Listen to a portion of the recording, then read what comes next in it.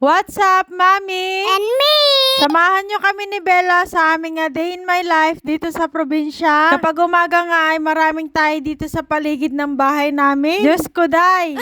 Alaga pa more ng mga aso. Pasintabi po sa mga kumakain dyan. Pati po yung baka na naliligaw kapag gabi. Nangiiwan ng bakas. Kung nanonood ka man ngayon sa aking video, mangiwan ka na rin ng bakas dyan. Nilayo ko nga yung mga bato-bato sa alaga kong aso. Baka maubos, kawawalis ko ng jeps niya. Tapos na ako sa harapan, dito naman ako sa side ng bahay namin. Si Bella nilabas yung bike kahit flat yung gulong.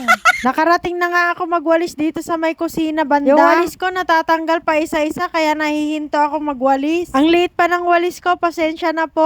Tuloy pa rin ang walis hanggang makarating sa may lutuan ng kahoy. Pati si Bella nakasunod din. Pati yung bike isinunod din. Flat na nga yung gulong, hindi pa niya mapidal.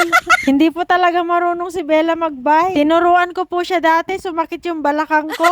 Bago nga ako pumasok sa loob ng bahay namin, binisita ko muna yung mga alaga kong manok. Pagkapasok ko sa loob, tinitigan ko yung mga tupiin. Para nang ukay-ukay.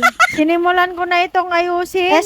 Tupiin pala. Pagpasensyahan nyo na po pala kung maingay yung background ko. Malakas po yung ulan ngayon dito sa amin. Si Bella pagkatapos maligo, nagbukas ng ref. Kumuha ng Royal pero di ko pinayagang uminom.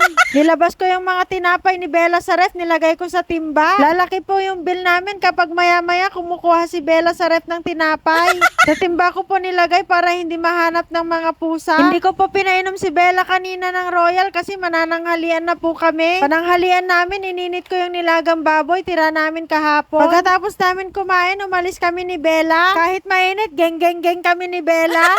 Dumating na pala yung in-order kong sprayer, pinuntahan namin ni Bella. Sobrang ganda. Hindi ito nalalayo sa sprayer na nakikita ko sa mga magbubukid. Binuksan ni Manong, pinakita niya sa akin. Tinuruan niya ako kung paano ikabit. Unang pagkakataon ko po na makahawak ng ganito. Hindi po magbubukid yung tatay ko. Natututo na lang ako sa buhay, char. Pagdudugtungin nga lang ito para maging mahaba. Pinapaikot-ikot nga lang ng ganyan para dumikit. Kung gusto nyo ho bumili ng ganito, dito lang ho sa may tapat ng Odyssey. Katabi lang po ng pinagpapagawaan ko ng motor. Kung o-order ka po ng ganito sa kanila, kailangan mo po muna mag-down. Inilabas na nga ni Manong sa box yung sprayer para makita natin yung kabuuan. Wala po siyang damage mga kamami and me. Bakal na bakal. Tinuro nga ni Manong kung paano pagdugtong-dugtungin itong sprayer na ito. May pag-giveaway pa siyang ganito. Ipinakita rin sa akin kung paano pagdugtungin yung hose at saka yung stick. Basic lang mga kamami and me. May mga iikutin ka lang para mag-lock sila. Yung unang spray ko, basang-basa po yung likod ko. Merong part na hindi ko nahigpitan, lumabas yung tubig. Tinuro rin sa akin kung paano ilagay yung hawakan. Yung binobomba para lumabas yung tubig. Medyo nahirapan ako sa part na yon kasi nga bago. Hindi pa siya virgin baga.